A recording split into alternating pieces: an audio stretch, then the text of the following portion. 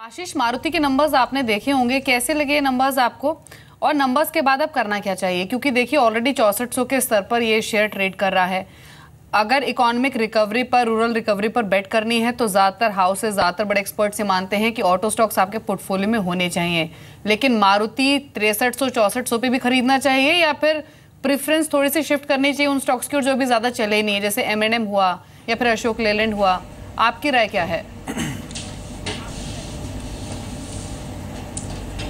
देखिए, I think मैं आपने जो ये लैटर पार्ट में बोला, मैं उससे थोड़ा एग्री करता हूँ, क्योंकि रिजल्ट्स तो मैंने भी डिटेल में नहीं देखे, बट डेफिनेटली इनलाइन तो समझ में आ ही रहे हैं। जो हेडलाइन नंबर्स हैं वो इनलाइन दिख रहे हैं। ज़रूर मटेरियल कॉस्ट पे थोड़ा मार्जिन्स पे प्रेशर देखने को मिल रहा है। I think the moment I was stepping in for the interview, कुछ मैनेजमेंट का कमेंट्री भी चल रहा था। So I think numbers are definitely in line और आगे जाके नंबर्स इम्प्रूव होते हुए ही दिख रहे हैं। बट मुझे वैल्यूएशंस ज़रूर थोड़े स्ट्रेच लग रहे हैं। I am telling this for active investors, people who try to make sure कि वो अपने पोर्टफोलियो में एक तरह का बीटा जनरेट करें। सो उस तरीके से मुझे लगता है कि ये स्टॉक थोड़ा एक्सपेंसिव हो चला है। जब इसके भाव 1400-1500 के हुआ करते थे दीपाली, तो जो उसका एक गुजरात का प्लांट है वही उतने भाव का हुआ करता था। अब इन लेवल्स पे जब आप ये लेवल्स देख रहे हैं तो कहीं ना कहीं मार्केट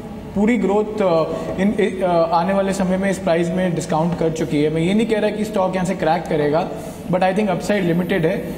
इन लेवल्स पे अवॉइड करना चाहिए। There are better auto stocks, आपने भी कुछ नाम लिए, सो आई थिंक वहाँ पे ध्यान देना चाहिए। ठीक है सुमित, इस बीच दो शेयर देखिए। एक तो सूर्य रोशनी का शेयर, इसमें आज जोरदार रोशनी है, ये 17% ऊपर है। हमने MCD के जब चुनाव हो रहे थे तब भी शेयर का जिक्र किया था, क्योंकि 1 लाख स्ट्रीट लाइट लगनी है और उसमें LED की ही स्ट्रीट लाइट लगनी है, जो कि सूर्य रोशनी, क्रॉम्पटन ग्रीव्स और हेवल्स, ये तीनों कंपनीज के मेन कंटेंडर हैं। और ऑर्डर शायद सूर्य रोशनी को मिल सकता है। पहले भी इनको दिल्ली सरकार से ऑर्डर मिले हुए हैं, MCD से ऑर्डर मिले हुए हैं। ये शेयर अभी भी होल्ड करने लायक है, अभी भी रख सकते हैं, या 17% ही महंगा हो गया? हमको 17% पहले लेना चाहिए था।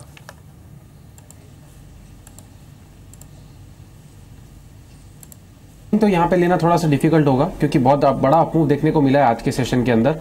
बट एग्जिस्टिंग पोजीशंस को जरूर होल्ड किया जा सकता है, क्योंकि स्टॉक के अंदर ब्रेकआउट है। ये स्टॉक के अंदर लास्ट अक्टूबर 2016 के आसपास जो हाईज लगे थे, वो हाई अभी ब्रेक होते हुए देखने को मिल रहे हैं। 248-250 के आसपास के हाईज थे, वो ब्रेक हो रहा है। आई थिंक स्टॉक के अंदर ये हाई के ऊपर अगर सस्टेन करता है दो दिन के लिए मार्केट, तो यहाँ से और तेजी देखने को मिल सकती है, जिसके अंदर 275-280 के लेवल्स देखने को मिल सकते हैं। तो एग्जिस्टिंग पोजीशंस को बिल्कुल होल्ड करके चलना चाहिए। फ्रेश बाइंग थोड़ा सा अवॉइड करें। 248 के आसपास का ट्रेलिंग स्टॉप लॉस लगाए और प्रॉफिट्स को राइड करें। ठीक है सुनील, एक चीज़ है फर्टिलाइजर स्पेस में, मैं आपसे कुछ एक क्लैरिटी भी चाहता हूं और आपका कन्विक्शन भी समझना चाहता हूं। एक बात तो पहले फैक्ट का शेयर देखिए, करीब 15% ऊपर है। इसके और पीयर्स भी हैं, RCF, NFL, चंबल, ये सभी आज अच्छे चल रहे हैं। सरकार ना DBT का दायरा बढ़ाना चाहती है। एक सबसे बड़ा कंटेंडर यही है फर्टिलाइज़र, इसको DBT से कनेक्ट किया जा सकता है। आज ही एक मिनिस्टर जी के बयान भी आ रहे थे, फर्टिलाइजर मिनिस्टर के, वो ये कह रहे थे कि 5 फर्टिलाइजर के जो प्लांट बंद है उसको और शुरू करेंगे। तालचर को लेकर भी उन्होंने बयान दिया और ये बयान भी हम आपको सुनाएंगे, लेकिन ठीक उससे पहले आप मेरे को जरा फर्टिलाइजर स्पेस अपनी राय रखिए। क्या एक कंजम्पशन वाली जो स्टोरी है, गाइडेंस वाली जो आपकी स्टोरी है, थीम है, इसमें फर्टिलाइजर फिट बैठ रहा है बिल्कुल? नहीं, फर्टिलाइजर्स भी अच्छी है, क्योंकि रूरल में मैंने कहा ना कि गवर्नमेंट में जो इरिगेशन के ऊपर जो फोकस है, उससे डेफिनेटली फर्टिलाइजर कंजम्पशन बढ़ने वाली है ओवरऑल। और सेकंड चीज़ है कि जो मानसून की भी अभी जो खबर आई है, स्काईमेट और इंडिया मेट की, दोनों थोड़े मिडिल लेवल पे है। तो अगर मानसून इवन सेमी नॉर्मल भी हो गई तो डेफिनेटली आप फर्टिलाइजर की कंजम्पशन में। और तीसरी चीज़ ये देखिए, जब लास्ट ईयर का एक अच्छा प्रॉफिट मिला है एग्रीकल्चरिस्ट को, तो उनका जो ट्रैक्टर ऐसे खरीदेंगे, तो ऐसे एक मैकेनाइज फार्मिंग में भी आप ज़्यादा देखिए फर्टिलाइजर्स और पेस्टिसाइड्स और वीडिसाइड्स, ऐसे फार्म केमिकल्स का यूसेज भी बढ़ जाता है। तो प्रोडक्टिविटी पर हैकर बहुत बढ़ जाता है। तो डेफिनेटली ओवरऑल इस रूरल क्षेत्र में फर्टिलाइजर्स, एग्रोकेमिकल्स और फार्म केमिकल्स, ऐसे चीजों के ऊपर डेफिनेटली डिमांड बढ़ती ही जाएगी जी। लेकिन पूरी फर्टिलाइजर स्पेस में सबसे ज्यादा बढ़ने वाला शेयर है फैक्ट, और इसके चलने के पीछे वजह भी, आज ही फर्टिलाइजर मिनिस्टर की ओर से बयान भी आए थे कि उन्होंने फैक्ट को 1000 करोड़ का क्रेडिट लाइन दिया है। और ऑपरेटिंग फ्रंट पर कंपनी की परफॉर्मेंस बेहतर हुई है और वो एक्सपेक्ट कर रहे हैं कि जल्दी कंपनी प्रॉफिटेबल भी होगी। इनफैक्ट फर्टिलाइजर मंत्री अनंत कुमार जब खास बातचीत हुई तब उन्होंने साफ किया कि 2020 से तलचर प्लांट दोबारा शुरू होगा और प्लांट को दोबारा शुरू करने के लिए 8700 करोड़ रुपए के खर्च होंगे। सरकार की योजना 5 फर्टिलाइजर प्लांट के रिवाइव करने की है। उनसे जो खास बातचीत हुई वो सुन लेते हैं। हमारे साथ केमिकल एंड फर्टिलाइजर मिनिस्टर अनंत कुमार है। सर, आज 5 प्लांट्स के रिवाइवल को लेकर के बैठक हुई, कब तक हम देख सकते हैं इन 5 प्लांट का रिवाइवल? देखो 2020 तक सभी प्लांट्स रोल आउट हो जाएंगे और 75 लाख मीट्रिक टन का अतिरिक्त यूरिया हम बनाएंगे और भारत के लिए आज के दिन में 320 लाख मीट्रिक टन का जो ज़रूरत है उससे ज़्यादा हम यूरिया बनाएंगे। खाद्यान्न सुरक्षा के लिए जो खाद्य सुरक्षा चाहिए, उर्वरक सुरक्षा चाहिए, फर्टिलाइजर सुरक्षा चाहिए, वो हम प्रदान करेंगे। और मोदी जी के नेतृत्व में हिंदुस्तान, भारत वो इंपोर्टिंग कंट्री नहीं रहेगा, यूरिया के क्षेत्र में एक्सपोर्टिंग कंट्री रहेगा। फिर काम कब तक शुरू होगा इनके ऊपर, क्योंकि आप कह रहे थे मानसून के बाद इसके ऊपर फाउंडेशन स्टेन जो है वो लेके जाएगा? काम शुरू हो चुके हैं, 30% रामगुंडम का हो ही गया है और बाकी फाइनेंशियल क्लोजर के तरफ बढ़ रहे हैं। 36 महीना चाहिए, यानी फ्रॉम प्लान टू कमीशनिंग। मुझे लगता है ये पूरा हो जाएगा। तो इसके अलावा स्टंट प्राइस जो है आपने कैप किया है, लेकिन कंपनियां उस पर एग्री नहीं कर रही हैं, वापस ले रही हैं स्टंट मार्केट से, तो कंपनियों पे किस तरह का एक्शन होगा? एग्री न होने का कोई प्रश्न नहीं उठता है, क्योंकि जो हमने MRP तय किया है वो मैंडेटरी है, वो ऑप्शनल नहीं है। इसीलिए हमने सख्त चेतावनी दिया है सभी अस्पतालों को और कंपनियों को।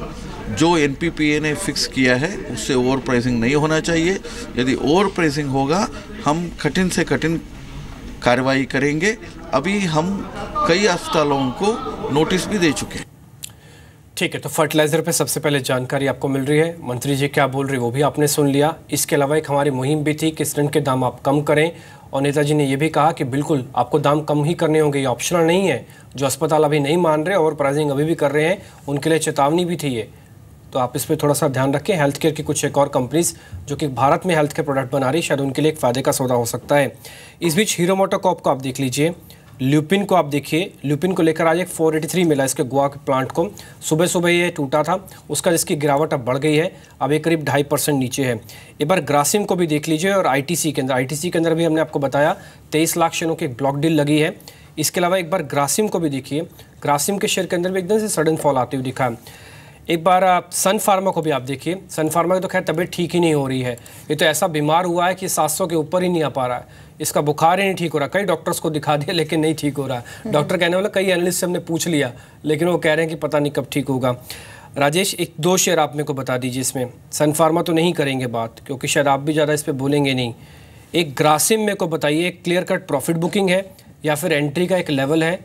एक दूसरा शेयर है ITC, ये बहुत अच्छा प्ले दे के गया है इस सीरीज़ के अंदर, अब लास्ट में टूट रहा है। ये अगली सीरीज़ का भी ये फैंसी शेयर है या फिर नहीं है? देखिए, मुझे लगता है कि ITC अगर यहाँ पे देखें तो ITC थोड़ा सा it's a rising veg formation, और इसका जो रेजिस्टेंस बनता है वो रफली 294 के आसपास बनता है। सामने जो सपोर्ट है तो 272 के आसपास है। तो मुझे लगता है ITC रेंज बाउंड होगा। हालांकि सीमेंट सेक्टर में देखिए ओवरऑल आप देखो तो उसका जो स्ट्रक्चर है उसका वो थोड़ा चेंज हो चुका है, और मुझे लगता है उसका रन जो है वो उसमें अभी भी वीकनेस नहीं है। तो यहाँ पे जो वीकनेस किस में है, तो मैं भी डीपी वही ढूंढ रहा था। मुझे लगता है SBI में फ्रेश वीकनेस अभी यहाँ पे दिख रही है। करंट प्राइस जो है 282 के आसपास है। आइडेंटिफाइड जब किया था 284-85 के आसपास था। मुझे लगता है किसी को शॉर्ट करना है या वीकनेस जो रहेगा मुझे लगता है SBI में रहेगा, और इसका जो टारगेट बनता है वो 270 का है। तो स्टॉप लॉस जो मेंटेन करना है वो 286 का करना पड़ेगा। जी, इस बीच 2 सीमेंट स्टॉक्स देख लीजिए जहां पर मजबूती है, ACC और अंबुजा। ये दोनों ही अब दिन के ऊपरी स्तरों पर आ चुके हैं। ध्यान रखिए कि कल अंबुजा के नतीजे आने हैं और अल्ट्राटेक ACC के जैसे नतीजे आए हैं। होप्स अंबुजा को लेकर भी काफी हाई हैं, क्योंकि स्पेशली वॉल्यूम ग्रोथ के फ्रंट पर ये नंबर्स काफी कीनली वॉच किए जाएंगे। थोड़ी देर में आपको बताएंगे कि नंबर्स कैसे रह सकते हैं अंबुजा के, लेकिन अभी दिन के ऊपरी स्तरों पर ट्रेड कर रहा है। यहाँ से सीधे रुक कर लेते हैं फाइनल बेट का।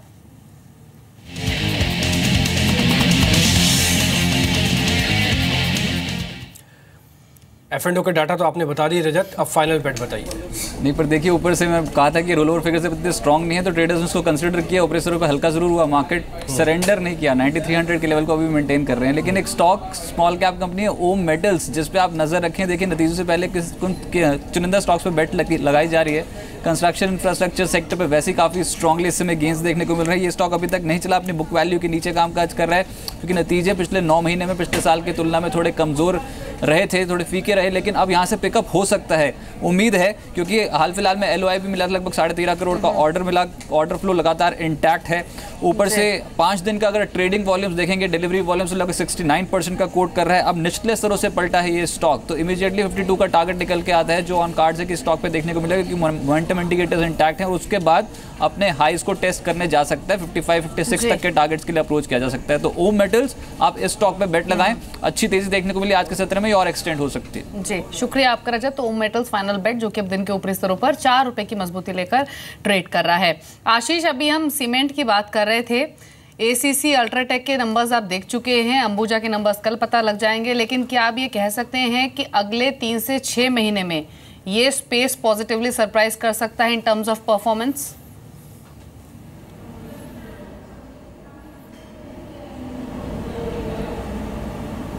आशीष, चलिए आशीष से sir. Deepali, can you repeat? I think you started asking about cement stocks. Yes, cement stocks पर आपका व्यू चाहिए। आपने अर्निंग्स देखे अल्ट्राटेक, ACC के, अंबुजा के कल ड्यू हैं, लेकिन क्या आपको लगता है कि आउट परफॉर्म करेंगे अगले 6 महीने में? देखिए, थोड़ा ज़रूर कुछ ऐसे कॉर्नर्स हैं जो थोड़े एक्सपेंसिव हो चले हैं। हमें लगता है कि अब नॉर्थ बेस्ड जो सीमेंट कंपनीज हैं वहाँ पे थोड़ा रुझान ठीक रह सकता है, because of the way pricing would move. Demand ठीक ठाक रहेगी, रोबस्ट रहेगी, प्राइसिंग पावर ठीक ठाक रहेगी। सो क्योंकि वैल्यूएशन साउथ और जो साउथ और सेंट्रल बेस्ड सीमेंट कंपनीज हैं उनकी थोड़ी एक्सपेंसिव हो चल रही है, तो रुझान उस तरफ है। तो we have been liking stocks like Shree cements. Ambuja is also one stock, हमें लगता है कल आपको नतीजे पॉजिटिवली सरप्राइज भी कर सकते हैं, और इन लेवल्स पे भी स्टॉक अट्रैक्टिव लगता है। 240-245 के लेवल्स पे आपको स्टॉक एक्यूमुलेट ही करना चाहिए। इस बीच कुछ एक ऐसे शेयर्स भी देखते हैं जो कि एक अच्छा मूव दे रहे हैं। उसमें ककातिया सीमेंट को भी आप देखिए, ये करीब 8% ऊपर है। सुप्रीम पेट्रो ये करीब 8% ऊपर है। इसके अलावा एक और शेयर है IDFC बैंक, ये करीब 6% ऊपर है। ये सुमित, एक बार IDFC बैंक और एक DCB, इन दोनों का चार्ट देखिए आप जरा। दोनों में से कोई एक बैंक हमको रखना है, या DCB ये 200 के लेवल को जल्दी हिट कर जाएगा, या फिर IDFC जो कि करीब 100 के लेवल को जल्दी हिट कर जाएगा। मेरे टारगेट IDFC में 100 रुपये के और DCB में 200 के हैं। किसी एक शेयर को ले सकता हूँ, किसकी प्रोबेबिलिटी है जल्दी लग जाएंगे? देखिए, IDFC ने आफ्टर ए लॉन्ग टाइम एक ब्रेकआउट दिया हुआ है, और एक बहुत दिनों के बाद ऐसा मूव हमको देखने को मिला है। 100 के लेवल्स थोड़ा सा आने में टाइम लगेंगे, बट यहाँ से तेजी जरूर देखने को मिलेगी, जिसके अंदर स्टॉक हमको इमीडिएटली 80 रुपए तक के लेवल्स दिखा सकता है। तो अगर कोई ये टारगेट के लिए लेना चाहे तो IDFC बैंक को ले सकता है। दूसरी तरफ DCB बैंक आपने पूछा, ये जल्दी 200 का लेवल टच करेगा। इस स्टॉक के अंदर इमीडिएटली यहाँ पे बाइंग बनती है, और अगर किसी ने पहले से लेके रखा हुआ है तो पोजीशंस को होल्ड करें। जैसे ही ऊपर में स्टॉक 185 का लेवल ब्रेक करेगा तो 200 के लेवल्स देखने को मिलेंगे। जी, लेकिन बैंकिंग स्टॉक्स में पुल बैक है। डिम्पी ने IDFC बैंक की बात की, लेकिन बैंक ऑफ इंडिया देखिए, वहां भी लोअर लेवल से एक स्मार्ट मूव, और दिन के ऊपरी स्तर पर बैंक ऑफ इंडिया का स्टॉक आ चुका है। वो शेयर्स जान लेते हैं जहां पर आप पोजीशंस कल के लिहाज से बना सकते हैं। यानी BTST STBT ट्रेड्स लेकर साक्षी मौजूद है। बताइए साक्षी। शुक्रिया दीपाली। IDBI कैपिटल से हमने बातचीत की AK प्रभाकर से। उन्होंने पहली पिक चुनी है BTST के लिए साइंट पे, जहां पर खरीदारी के लिए जो अपसाइड टारगेट्स देखते हैं 552 के हैं। नीचे में हमें सपोर्ट 534 के लेवल्स पर लेना होगा। इसके अलावा इन्होंने जो दूसरी BTST ट्रेड रेकमेंड किया है वो UFO मूवीज़ पर है। 484 के अपसाइड टारगेट्स यहाँ पर देखते हैं। 461 का स्टॉप लॉस मेंटेन करने के लिए कहा है। गौरव बिस्सा की तरफ से जो 2 राय आई हैं, पहली उनमें से पिक है इंडो काउंट पर, खरीदारी की राय यहाँ पर दी है। टारगेट्स बताएं 210 के, और स्टॉप लॉस हमें 198 के लेवल पर लगाना होगा। एशियन पेंट्स पर भी उन्होंने खरीदारी की सलाह दी है। 1125 के टारगेट्स के लिए 1088 का लेवल हमें सपोर्ट के तौर पर लेना है। इम्तियाज कुरैशी की तरफ से जो 2 राय आई हैं उनमें से टाटा मोटर्स DVR एक पिक रहेगी, जहां पर BTST ट्रेड इनिशिएट करने के लिए कहा है। 291 के लेवल्स के लिए 274 पर हमें स्टॉप लॉस मेंटेन करना है। साथ ही FMCG स्पेस से ITC पर पॉजिटिवली बेट कर रहे हैं। खरीदारी के लिए 296 के अपसाइड टारगेट्स देखते हैं इनफैक्ट, और स्टॉप लॉस 283 के लेवल्स पर बताया है। ठीक है, ये कुछ एक ऐसे ट्रेड जिसमें ITC भी शामिल है। थोड़ी देर पहले इसमें ब्लॉक डील भी थी और हम आपको बता भी रहे थे थोड़ा सावधानी के साथ इसमें ट्रेड करें फिलहाल, लेकिन बाय की ही कॉल इसमें देखने को मिल रही है। अब एक बार ग्लोबल सेटअप भी देख लेते हैं, यानी कि कल जब बाजार खुलेगा तो एक ग्लोबल सेटअप अभी हमारी हेल्प कर रहा है फिर नहीं। पहले यूरोपियन बाजार से शुरू करते हैं। यूरोपियन मार्केट्स के अंदर इस समय के क्या आंकड़े एक बार ये देख लेते हैं। इस समय ज़्यादातर बाजार थोड़ा प्रॉफिट बुकिंग के मोड में दिख रहे हैं। आपको ध्यान होगा पिछले 2-3 दिन से हमको फ्रांस का और जर्मनी के इंडेक्स के अंदर थोड़ा एबनॉर्मल मूव आते देखा। फ्रांस के अंदर चुनाव चल रहे हैं और फुट्सी भी अच्छा चल रहा था, लेकिन आज तीनों के अंदर ही क्लियर कट प्रॉफिट बुकिंग है। कल US के अंदर टैक्स रिफॉर्म किए गए और मेजर बड़े टैक्स रिफॉर्म किए गए और इसका असर खैर कुछ एक दिनों में पड़ेगा। हमने राधिका राव से भी पूछा था कि इसका इंडिया कनेक्शन है, उन्होंने बोला इंडिया कनेक्शन सीधा तो नहीं है, लेकिन हाँ कुछ एक सेगमेंट पे शायद थोड़ा बहुत असर आ सकता है। हालांकि डॉ फ्यूचर्स अभी 15 अंक ऊपर है। कल US मार्केट ज़्यादा चला नहीं था, बल्कि ऊपर से थोड़ा कमज़ोरी हुआ था और पूरी तरह से टैक्स की खबर को डिस्काउंट कर गया अपने इसी लेवल्स के अंदर ही। सुनील, ये जो ग्लोबल सेटअप थोड़ा बहुत चेंज हो रहा है और चेंज जिस तरह से हो रहा है कि वो सारी चीज़ें कर रही हैं जो उनके देश के लिए ठीक है और हो सकता है किसी दूसरे देश के लिए प्रॉब्लम बन जाए। जैसे राधिका राव हमको ये बता रही थी अगर वहाँ पर टैक्स कटौती इस तरज पे हुई और आगे चल के इकोनॉमिक ग्रो कर गई तो आपके फंड्स शायद भारत से थोड़ा निकल जाए। ये जो आप रिकॉर्ड स्तरों पर इंस्टीट्यूशंस को देख रहे हैं शायद इनका थोड़ा सा शिफ्टिंग हो जाए, थोड़ा सा इनका व्यू बदल जाए। ऐसा आप मानते हैं क्या? देखिए, स्टॉक मार्केट में लार्ज कैप स्पेस में जहाँ पे FIs प्ले करते हैं वहाँ पे वॉलिटिलिटी होनी है, क्योंकि जैसे ही इंटरेस्ट रेट्स एक तरफ US और यूरोप में अगर बढ़ रहे हैं और दूसरी तरफ अगर उधर वापसी लो टैक्स के कारण अगर मल्टीनेशनल कॉर्पोरेट्स पैसा वापस अपने देश में लेके आ रही हैं तो जनरली एमर्जिंग मार्केट्स में थोड़ा लिक्विडिटी थोड़ा टाइट होगा, मगर ये ज़्यादातर लार्ज कैप स्पेस में होगा। ठीक है। क्या है कि ऐसे टाइम में जब डोमेस्टिक म्यूचुअल फंड्स पर जो पैसा का भंडार है आजकल, तो जब भी FIs बेचेंगे तो डोमेस्टिक म्यूचुअल खरीदते रहेंगे, तो मार्केट में ज़्यादा मैं डाउनसाइड का कोई पोटेंशियल नहीं देख रहा हूं, क्योंकि डोमेस्टिक के पास पैसा बहुत है। सेकंड चीज़ जो आप कह रहे थे कि ग्लोबल के बारे में, बट एक इंपॉर्टेंट चीज़ यह है कि ओवरऑल ग्लोबल ट्रेड बढ़ रही है। आप बाल्टिक फ्रेट इंडेक्स देखिए या ट्रेड नंबर्स देखिए, ग्लोबल ट्रेड बढ़ रही है और ये लॉन्ग टर्म में, क्योंकि एडवांस कंट्रीज में क्या होता है कि जब GDP की ग्रोथ होती है, जब ट्रेड बढ़ती है, ये एक डिमांड ड्रिवन GDP ग्रोथ होती है, मगर उनके पास सख्त कमी की जरूरत है सप्लाई की, चाहे वो लैंड की हो या रिसोर्सेज जैसे कमोडिटीज को हो या पीपल। सो ऐसी स्थिति जो आ रही है कि ग्लोबल ट्रेड बढ़ रही है और ओवरऑल GDP बढ़ रही है, उसके कारण हमारे जैसे देश जहाँ पे सप्लाई का एक स्ट्रांग है, हमारी पीपल की जो स्ट्रेंथ है, उससे हमारे एक्सपोर्ट्स और हमारी लॉन्ग टर्म ग्रोथ के लिए एक अच्छी चीज़ है, इकोनॉमिक चीज़। तो ये मैं मानता हूँ कि शॉर्ट टर्म में शायद मार्केट में फ्लक्चुएशन आए, लॉन्ग टर्म में हमारी GDP ग्रोथ के लिए वर्ल्ड ट्रेड और वर्ल्ड इकोनॉमिक ग्रोथ में भलाई है हमारे लिए। जी, लेकिन एक बार पूरे ही बैंकिंग स्पेस को देखिए, अक्रॉस द बोर्ड बाइंग जो है वो एक्सटेंड हो रही है। येस बैंक अब 4% ऊपर आ चुका है। हमने बात की थी अभी थोड़ी देर पहले बैंक ऑफ इंडिया की, तभी 4.5% ऊपर था, अब 10% का मूव दे रहा है। कोटक महिंद्रा बैंक, यानी मिड कैप सरकारी बैंक हो, प्राइवेट बैंक हो, सभी में बाइंग आज के सेशन में, इनफैक्ट अब टूवर्ड्स जैसे मार्केट क्लोजिंग की तरफ बढ़ रहे हैं, इनमें एक्सटेंड हो रही है। इन स्टॉक्स में से इनफैक्ट सुमित कोई ट्रेड आप कैरी करेंगे? ये जो छोटे बैंकों में स्पेशली जोरदार बाइंग दिखी है, अभी डिम्पी ने भी IDFC बैंक, DCB बैंक का जिक्र किया था, बैंक ऑफ इंडिया एक और स्टॉक है, येस बैंक में अच्छा मूव है। कोई ट्रेड, कोई पोजीशन जो आपने रेकमेंड की हो क्लाइंट्स को? स्टॉक्स में बहुत अच्छा मूव देखने को मिल रहा है। हमने IDFC के अंदर बाइंग दे रखी है, IDFC बैंक के अंदर। IDFC बैंक हमें ऐसा लगता है कि यहाँ से एक ब्रेकआउट दे चुका है और एक अच्छा मूव दिखाएगा आने वाले कुछ ही दिनों में। हो सकता है बहुत शॉर्ट टर्म में हमको बहुत अच्छे मूव्स देखने को मिले। IDFC बैंक अभी 65 के आसपास ट्रेड कर रहा है। ये स्टॉक के अंदर इमीडिएटली यहाँ से एक अच्छा मूव देखने को मिलेगा, जिसके अंदर हमें ऊपर में 70 इमीडिएट टारगेट और ओवरऑल 80 के टारगेट्स हमको देखने को मिल सकते हैं। दूसरी तरफ PSU बैंकिंग के अंदर बैंक ऑफ बड़ौदा के अंदर भी बाइंग की जा सकती है। ये स्टॉक में ऐसा लगता है कि अभी तक मोमेंटम स्टार्ट ही हुआ है और आने वाले दिनों में इसके अंदर हमें 190 से 200 के लेवल्स देखने को मिलेंगे। आई थिंक ये स्टॉक्स के अंदर बाइंग करके चलनी चाहिए। ठीक है, क्योंकि अर्निंग्स चल रही हैं तो अंचल हमारे साथ 2 अर्निंग्स लेके अभी जुड़े हैं। एक तो अंबुजा सीमेंट के हैं, नंबर्स आने वाले हैं, और साथ ही साथ सीएट के नंबर्स भी आएंगे, वो भी उनसे पूछेंगे। और एक बड़ी कंपनी बायोकॉन, अब तो खैर बड़ी कंपनी हो चुकी है, उसके भी नंबर्स यहाँ पे आने वाले हैं। अंचल, पहले हमको बायोकॉन्स के नंबर आप समझाएं, क्योंकि प्राइसिंग अच्छी दिख रही है। क्या ये नंबर जस्टिफाइड कर देंगे इस बार के प्राइसिंग को? थोड़ा और चल सकता है क्या? शुक्रिया डिम्पी। डेफिनेटली देखिए बायोकॉन से एक अच्छे सेट ऑफ नंबर्स की उम्मीद की जा रही है। रेवेन्यू 11%, तो वहीं एबिटा में करीब 22% की बढ़त आएगी। ओवरऑल स्पेंडिंग कंपनी की खर्च घटा है, उसका फ़ायदा कंपनी को होगा। R&D पे खर्च इस बार घटकर 6.7% रह सकता है, वो कहीं ना कहीं मार्जिन को सपोर्ट करेगा। सेगमेंट वाइज परफॉर्मेंस अच्छी है। बायोफार्मा से आय करीब 13% बढ़ने का अनुमान है। CRO का जो सेगमेंट है वहाँ पे भी हल्की बढ़त रहती हुई दिखेगी।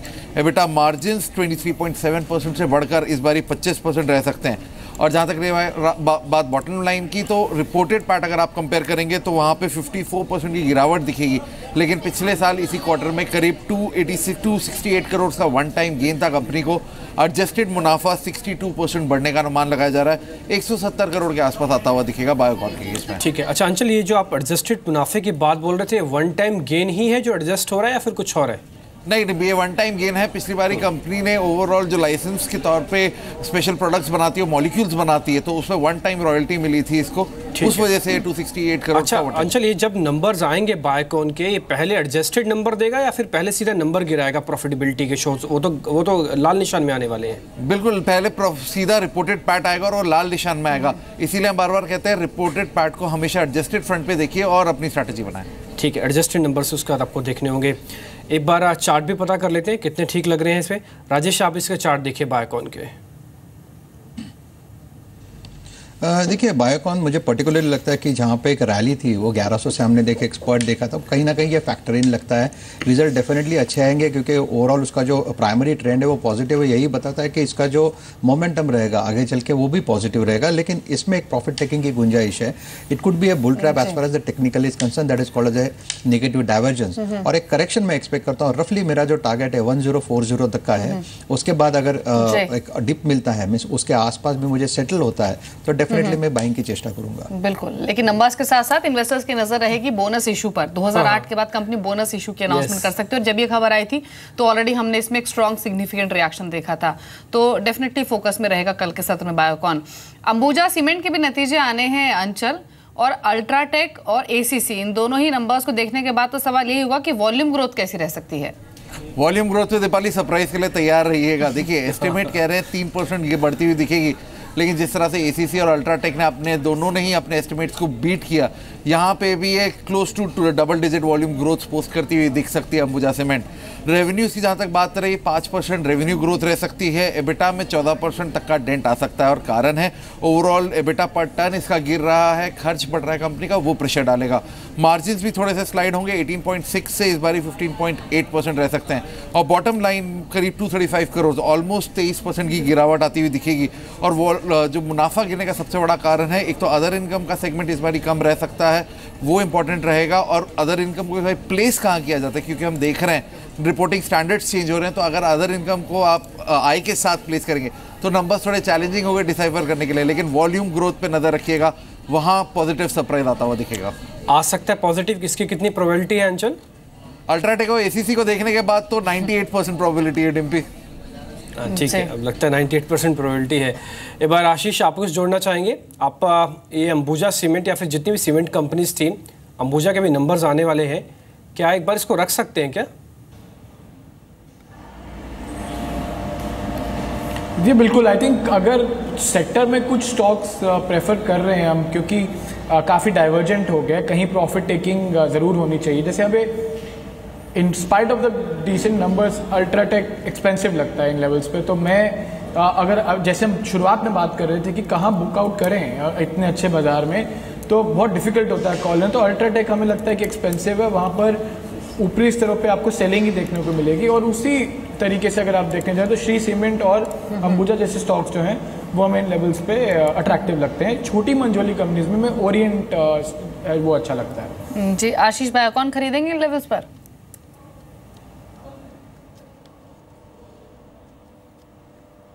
जी जैसे मैंने बोला कि अभी pharma as a sector we are taking a pretty conservative approach for lot of reasons Deepali, और on risk of being repetitive इस जोन में इस समय अगर मुझे खरीदना ही है तो मैं बीटन डाउन स्टॉक्स की तरफ जाऊंगा और आई वुड रादर प्रेफर कि मैं थोड़ा एक रिस्की बेट लेकर सन फार्मा हर फॉल में एक्यूमुलेट करने की कोशिश करूंगा, because during the year I assume कि बहुत सारी डिफिकल्टीज फेज आउट होती हुई दिखेंगी, बट बियॉन्ड दैट फार्मा में इस साल तो अवॉइड करने की सलाह दूंगा बिकॉज न्यूज़ फ्लो बहुत ज़्यादा है।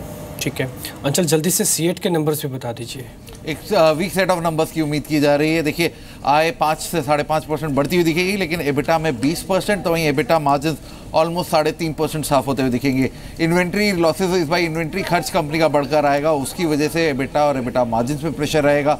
अदर इनकम का सेगमेंट गिर कर आएगा और टैक्स पे आउट जो है वो इस बार प्रॉफिट के ऊपर प्रेशर डाल सकता है और इसीलिए मुनाफा ऑलमोस्ट 24% गिरने का अनुमान है। ठीक है, 24% मुनाफा गिरने वाला है इसका। शुक्रिया आपका कार्यक्रम में जुड़ने के लिए। कुछ एक और शेयर्स भी पूछ लेते हैं जहाँ पे आपको थोड़ा सा ट्रेड लेके जाना है। इसमें एक नेस्ले का शेयर देखिए, ये भी इकाई काफ़ी ऊपर आया है, करीब 4% ऊपर आके ट्रेड इस समय कर रहा है, ऑलमोस्ट दिन का उच्चतम स्तर है। एक बार सुमित आप इसका शेयर देखिए। और एक और शेयर मैं आपसे पूछना चाहता हूँ, वो हेक्सावेयर माइंट्री, दोनों एक अच्छे पुल बैक के कैंडिडेट हैं। ये मिड कैप IT ने काफ़ी नंबर से हमको हैरान भी किया और इनके प्राइस डिस्कवरी भी अच्छी हुई है, क्योंकि हेक्सावेयर और माइंट्री दोनों ही पुल बैक के हैं। किसका स्ट्रॉन्ग पुल बैक है, कौन और ऊपर आ सकता है, इन दोनों में से एक बता दीजिए और नेस्ले पे कमेंट कीजिए।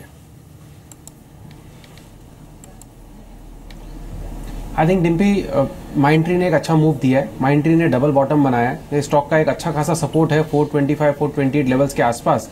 वहाँ से ये स्टॉक ने पिछले 4 से 5 दिनों में एक वन वे तेजी दिखाई है और इमीडिएट जो हाइस थे उसको भी ब्रेक करके क्लोजिंग दिखा रहा है। अभी स्टॉक का इमीडिएट रेजिस्टेंस 200 DMA है, जो कि 500 का लेवल है। जैसे ही 500 का लेवल ये क्लोजिंग बेसिस के ऊपर ब्रेक करेगा तो ये स्टॉक में और ऊपर का मूव देखने को मिलेगा, जिसमें 550 के लेवल्स देखने को मिल सकते हैं। आई थिंक माइंट्री के अंदर एग्जिस्टिंग लॉन्ग पोजीशंस होल्ड करके चलना चाहिए और अगर कोई फ्रेश बाइंग करना चाहता है तो 475 के स्टॉप लॉस से बाय करे। 500 का लेवल टूटने के बाद 550 तक का हमको एक्सटेंडेड मूव माइंट्री के अंदर देखने को मिलेगा।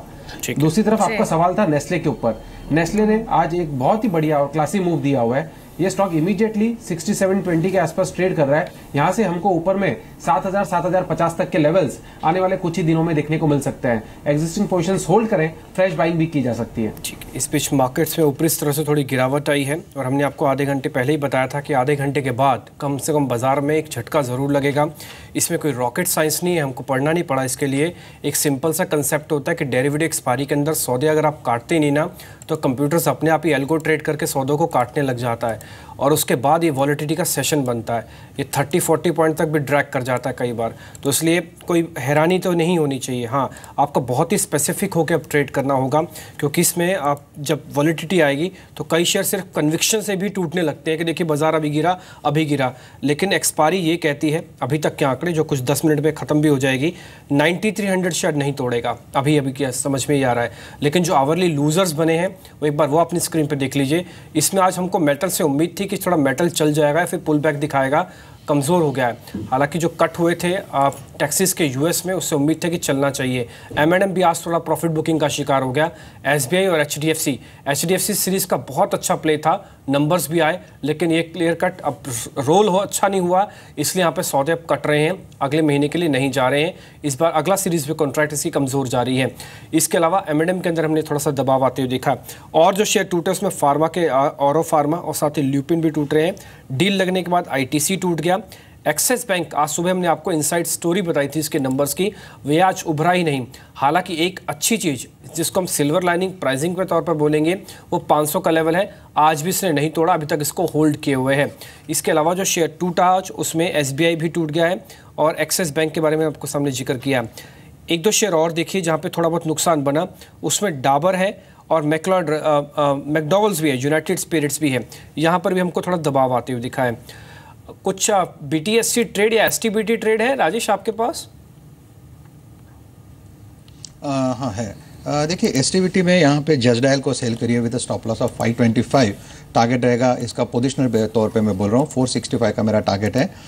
वेदांता सेल करिए विद स्टॉप लॉस ऑफ 240, इसका टारगेट जैसे रहेगा 220 तक का। देखिए जैसे SBI की मैंने बात की, SBI भी सेल है, 285 का एक स्टॉप लॉस रखिए, 270-71 का इसका टारगेट रहेगा। जी, सुनील, आपने शो की शुरुआत में फाइनेंशियल्स की बात की थी। मैं फाइनेंशियल्स में ही ये समझना चाहती हूँ कि अभी कौन सी स्पेसिफिक पॉकेट आपको अट्रैक्टिव लग रही है? क्या ये एनबीएफसीज हैं जो काफ़ी चल चुके हैं, या फिर हाउसिंग फाइनेंस कंपनीज जहाँ पर अर्निंग ग्रोथ भी आ रही है, स्टॉक्स भी अच्छा परफॉर्म कर रहे हैं? और अगर हाउसिंग फाइनेंस कंपनीज आपको पसंद है तो मैं इसमें रियल्टी भी ऐड करना चाहूँगी, क्योंकि ये एक वो पॉकेट रही है जो बजट के बाद से लगातार मूव दे रही है। अभी भी बहुत ज़्यादा कंफर्टेबल नहीं है जो बाइंग दिखी है स्पेस में ज़्यादातर एक्सपर्ट्स, लेकिन फैक्ट तो ये है कि ये स्टॉक्स चल रहे हैं।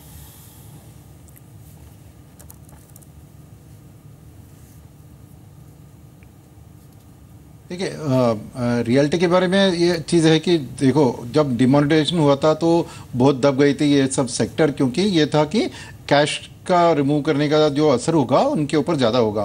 बट एक्चुअल रियलिटी में क्या है कि डिमांड का जो इफेक्ट है वो खाली लैंड के ऊपर, क्योंकि मोस्ट कंस्ट्रक्टेड प्रॉपर्टी चाहे वो कमर्शियल हो या रिटेल हो, वो बैंक फाइनेंसिंग के थ्रू ही सेल होती है। तो बैंक फाइनेंसिंग रिलेटेड डिमांड में उतना असर नहीं पड़ना था, तो एक रिएक्शन, ओवर रिएक्शन था। फिर गवर्नमेंट ने भी बहुत अनाउंसमेंट्स किए हैं, जैसे बैंक्स के इक्विटी पोर्टफोलियो के अंदर अभी रीट्स को भी वो शामिल कर सकते हैं। सिमिलरली म्यूचुअल फंड्स भी अभी रीट्स में अपना इन्वेस्टमेंट्स कर सकते हैं। थर्ड इज ये लो कॉस्ट हाउसिंग को जो इंफ्रास्ट्रक्चर के स्टेटस दिया है, इससे ओवरऑल वो रियलिटी सेक्टर में थोड़ा बूस्ट मिला है, और हाउसिंग फाइनेंस कंपनीज को भी इसका असर मिलेगा, क्योंकि एक तरफ इंटरेस्ट रेट्स भी नीचे आ रहे हैं, तो एक प्राइस वॉर भी चल रही है हाउसिंग फाइनेंस सेक्टर में। तो ओवरऑल ये थी कि बहुत दब गए थे डिमांड के डर के कारण, अब वो नॉर्मल स्थिति आ रही है। मगर आने वाले दिन में देखना पड़ेगा कि कैसी डिमांड। हाउसिंग तो डेफिनेट मजबूत लग रही है हमारे लिए इस फेस्टिवल सीजन के बाद। ये अप्रैल सीरीज का नीचे आप बैंड में देख पा रहे हैं किस किस सेक्टर से कितना रिटर्न मिला और किस पर्टिकुलर शेयर ने रिटर्न्स दिए हैं। लेकिन कुछ एक शेयर यानी कि 16 नए शेयर इस बार F&O की लिस्ट के अंदर जुड़ जाएंगे। उसमें एक दो शेयर देख लीजिए। एक तो रेमंड्स, सुमित आप भी देखते हैं क्योंकि आपको इसके चार्ट देख के बताना है कि इसमें करना क्या है। रेमंड्स है, ये एक अच्छा प्लेयर है, इसको लेकर कुछ डाउट था कि F&O में आ रहा है, जल्दी आ रहा है, ये शेयर ऊपर है। नेस्ले इंडिया की भी हम बात कर चुके हैं, सुमित इस पर ऑलरेडी राय भी रख चुके हैं। एक चीनी का शेयर बलरामपुर चीनी, ये पहला F&O होगा, शुगर स्पेस से, ये भी ऊपर आ गया एकदम से। MRPL, इसको भी देख लीजिए, ये थोड़ा ऑयल एंड गैस उसकी रिफाइनरी की कंपनी है, लेकिन अच्छा प्लेस में मिल रहा है, ONGC की सब्सिडरी है। इसके अलावा एक MCX जिसको ऑप्शन ट्रेड मिल गया है, कल ही सेबी की बोर्ड बैठक थी, आज ये 1220 के ऊपर ही बना हुआ है। एक और शेयर वो है बालकृष्ण इंडस्ट्रीज़, ये भी काफ़ी स्मार्टली मूव कर रहा है टायर शेयर्स के अंदर। आज क्लियर कट थोड़ा प्रॉफिट बुकिंग, लेकिन बहुत अच्छा प्ले इसने इस F&O एक्सपायरी से ठीक पहले दिया। रेमंड्स पे, MRPL या फिर बलरामपुर चीनी, इन तीनों ही शेयर्स को लेके जा सकता हूं मैं। कल फ्यूचर का इनका फर्स्ट डे होगा ट्रेड का। सुमित, बलरामपुर चीनी और रेमंड्स बहुत ही अच्छे मूवमेंट दे रहे हैं। शुगर सेक्टर ऑलरेडी तेजी के अंदर है, शुगर स्टॉक्स के अंदर आने वाले दिनों में और भी अच्छा मूव देखने को मिल सकता है। इमीडिएटली बलरामपुर चीनी के अंदर बाइंग पोजीशंस होल्ड करनी चाहिए और फ्रेश बाइंग भी की जा सकती है जैसे ये स्टॉक ऊपर में 168 169 का लेवल ब्रेक करेगा। कल अगर हमको 168 169 के ऊपर इसमें ट्रेडिंग होते हुए देखने को मिलती है तो आप ये मान के चले ये स्टॉक में आने वाले दिनों में हमको 10 से 15 रुपए की तेजी और देखने को मिलेगी, जिसके अंदर 180 185 तक के लेवल्स हमको देखने को मिल सकते हैं। तो एग्जिस्टिंग पोजीशंस एक बार होल्ड करें बलरामपुर चीनी के अंदर, 164 के आसपास का ट्रेलिंग स्टॉप लॉस लगाए और फ्रेश पोजीशंस कल के दिन में ले 168 का लेवल ब्रेक, 168 या 169 का लेवल ब्रेक होने के बाद जिसमें टारगेट्स 178 से 180 के लेवल्स हमको देखने को मिल सकते हैं। दूसरी तरफ रेमंड, ये स्टॉक ने बहुत अच्छा मूव दिया है और ये स्टॉक ऐसा लगता है यहां से और भी तेजी दिखाएगा। 780 का लेवल टूटते ही 825 के लेवल ये स्टॉक के अंदर देखने को मिलेंगे, तो ये लेवल्स क्लोजली वॉच करें। जी आशीष, बहुत छोटा जवाब रखिएगा। प्राइवेट बैंकिंग के बारिंग ICICI बैंक सारे अर्निंग्स आप देख चुके हैं, रेकमेंडेशन किस स्टॉक पर आपने दी है?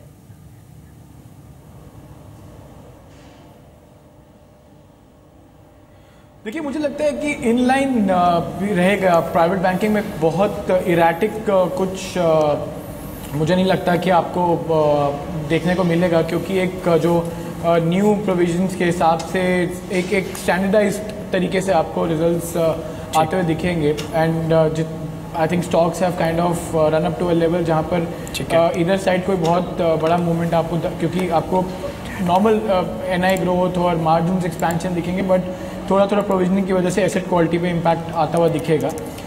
इम्पॉर्टेंट होगा कि कमेंट्री कैसी आती है. So I think I would rather be looking for some of the cheaper PSU names. अगर मैं शॉर्ट टर्म के लिए पर्सपेक्टिव देना चाहूँ, मुझे लगता है कि जल्दी NPA रेजोल्यूशन. मैं आशीष अभी आपके पास आ रहा हूँ, नाम आपसे पूछूंगा क्योंकि मार्केट की ना क्लोजिंग आज डेरिवेटिव की क्लोजिंग इंपॉर्टेंट है. कहाँ पे क्लोज हो रहा है मार्केट आज के जो हीरो रहे हैं या बजिंग शेयर्स रहे हैं उसमें कुछ नॉन F&O के शेयर में केमिकल शेयर्स काफ़ी अच्छा चल रहे हैं. विनीति, हिमाद्री ये सब अच्छे चले. आरती इंडस्ट्रीज के अंदर भी 7% का मूव आया है. ये कुछ एक केमिकल शेयर्स है, इसमें SRF भी आप जोड़ सकते हैं. टाटा केमिकल्स भी अच्छा चल रहा था. इसके अलावा आज ADAG के शेयर्स में आप देखिए रिलायंस कैपिटल ने एक ब्रेकआउट दिया है. IDFC और IDFC बैंक दोनों चले हैं. मुथूट फाइनेंस कल अक्षय तृतीया भी 29 तारीख को माफ कीजिए, तो उसके चलते हमने यहाँ पे कुछ अच्छी मजबूती आती हुई देखी है. ग्रुप फाइनेंस भी चला. सीमेंट भी आज चल रहा है. सीमेंट के अंदर अच्छा नंबर्स आएंगे अंबुजा के, ऐसा अंचल भी हमको बता रहे हैं कि इसकी जो वॉल्यूम ग्रोथ है वो अच्छी आ सकती है. आंध्रा सीमेंट के अंदर आज अच्छा मूव मिला, सुबह आशीष ने हमको बताया था. इसके अलावा आप देखें IOC का अच्छा बड़ा रिटर्न देने वाला बना इस सीरीज के अंदर ही. इसके अलावा कुछ एक और सैनिटरी वेयर की जो कंपनीज है, निटको टाइल्स वगैरह, इसके अंदर भी अच्छी बढ़त आती हुई देखिए. बाजार की जो अच्छी क्लोजिंग हुई है on a day of expiry वो करीब 23 अंकों के नुकसान के साथ 9328 के आसपास. और यहाँ पे जो सेंसेक्स की क्लोजिंग मिली है वो 154 यानी कि 155 अंकों की गिरावट के साथ ये क्लोज 30,000 के जस्ट नीचे करके गया है. इसी सीरीज़ के अंदर हमने 30,000 का लेवल, इसी सीरीज़ के अंदर हमको बैंक निफ्टी का 22,000 का लेवल भी मिला. और ये आपके सामने कुछ एक ऐसे सेगमेंट भी हैं, शेयर्स भी हैं जो कि अच्छा चले हैं. आज F&O एक्सपायरी में स्मॉल कैप का पार्टिसिपेशन अच्छा रहा. IT के अंदर लगता है कि पुल बैक का एक अच्छा बेस बन रहा है. और अभी हमको सुनील भी समझा रहे थे कि 2 पॉकेट्स जो थोड़ी दबी हुई हैं वो आगे चल सकती हैं, उनको ये ढूंढ रहे हैं. उसमें एक IT और फार्मा है, अच्छे शेयर जहाँ पे ज़रूर पिक किए जाएंगे. बैंकिंग स्टॉक्स ने आज बाजार की थोड़ी भूमिका बांधी है लास्ट में, और ये उम्मीद करते हैं कि इस बार की सीरीज़ के अंदर कुछ शॉर्ट कवरिंग और अगली सीरीज़ के अंदर भी अच्छी बाइंग देखने को मिलेगी. ऑयल एंड गैस स्पेस में रिलायंस के नंबर के बाद हमने एक अच्छा मूव तो आते हुए देखा था, लेकिन अब थोड़ा ठंडा पड़ गया है. आज ऑयल मार्केटिंग कंपनीज ने भी थोड़ी बहुत प्रॉफिट बुकिंग की है. वैसे इस सीरीज़ के अंदर अच्छे चले हैं ऑयल मार्केटिंग कंपनीज. इन्फ्रा एक अच्छा प्ले देखेंगे, आपके ग्राफिक्स आपकी स्क्रीन पर है. इसने आज के सेशन में एक अच्छा प्ले दिया और इन्फ्रा हमने देखा भी पिछले 2-3 दिन से काफ़ी अच्छे शेयर्स हमको चलते हुए दिखे. तो इस सीरीज़ की क्लोजिंग मिली है हमको, बेहतर क्लोजिंग. ये कुछ एक ऐसे शेयर जिसमें आप येस बैंक को पूरा क्रेडिट दे सकते हैं, नंबर के बाद ही चलता हुआ दिखा. आशीष, एक तो आज की क्लोजिंग पर आपका कमेंट, और अभी आप कुछ शेयर्स के नाम बताना चाहते थे बैंक्स के, वो भी बता दीजिए. देखिए, जैसे मैं बैंक्स में आपको बता रहा था कि सिंडिकेट बैंक, SBI, कोई मतलब नो रॉकेट साइंस है. अगर NPA रेजोल्यूशन आता है, और हमने कल परसों न्यूज़ सुना कि कैसे मैनेजमेंट कंट्रोल की तरफ बढ़ी एक बैंक, उषा मार्टिन की आपने न्यूज़ सुनी होगी, तो कुछ इंडिकेशंस हैं. Beaten down PSU stock surprise कर सकते हैं. सिंडिकेट बैंक में पहले सलाह दूंगा. मार्केट की क्लोजिंग मैं जैसे आपको बता रहा था कि मुझे लगता है कि ये जो आपको एक छोटा सा पर्सपेक्टिव देना चाहूँगा यहाँ. डिम्पी प्रॉब्ली ऐड करेगा. मैं थोड़े दिन पहले BJP के एक स्पोक्स पर्सन से मिलना हुआ एक एनालिस्ट मीट के द्वारा, और वहाँ पर आपको अगर एक एनालॉजी दूँ कि वो कैसे यूपी को ब्राज़ील से कंपेयर करते हैं. वो उनको ऐसा लगता है कि अगर ब्राज़ील जितना यूपी है तो उसकी GDP और हमारी GDP में एक मतलब 100 का डिफरेंस है. तो उस तरीके की अगर प्लानिंग है तो आप सोचिए कि मार्केट में बहुत कुछ हो सकता है. जस्ट दैट कि इस समय इस समय हमें थोड़ा वैल्यूएशन स्ट्रेच है. एक छोटा मोटा करेक्शन आप इन्वेस्टर की तरह वेट कीजिए और अच्छे चुनिंदा स्टॉक्स में मौका ढूंढिए. अच्छे शेयर्स ढूंढिए. उसमें सिंडिकेट बैंक का नाम आशीष ने हमसे सुना है. अच्छा राजेश, एक छोटी सी बात, एक तो TVS मोटर के आज नंबर आए, मारुति के नंबर आए. कल आप इसमें ट्रेड लेंगे क्या? आज तो नंबर का फैक्ट था, कल भी सौदा लेंगे? नहीं डिम्पी, मैंने जैसे कहा कि मुझे लगता है कि मार्केट स्लाइटली ओवरबॉट लगता है. अगर यहाँ पे TVS मोटर की बात करें तो 500 के ऊपर हमने डिस्ट्रीब्यूशन कर दिया. मारुति भी मुझे लगता है कहीं ना कहीं एक करेक्शन के लिए ड्यू है. तो let the market correct first and then we will start buying again. नहीं लेंगे नंबर्स अब, ठीक है. TVS में भी नहीं लेंगे, मारुति के अंदर भी पोजीशन नहीं लेंगे. शुक्रिया आपका राजेश. सुमित आपका भी शुक्रिया, आशीष आपका शुक्रिया, साथ ही सुनील आपका भी शुक्रिया आज कार्यक्रम में जुड़ने के लिए.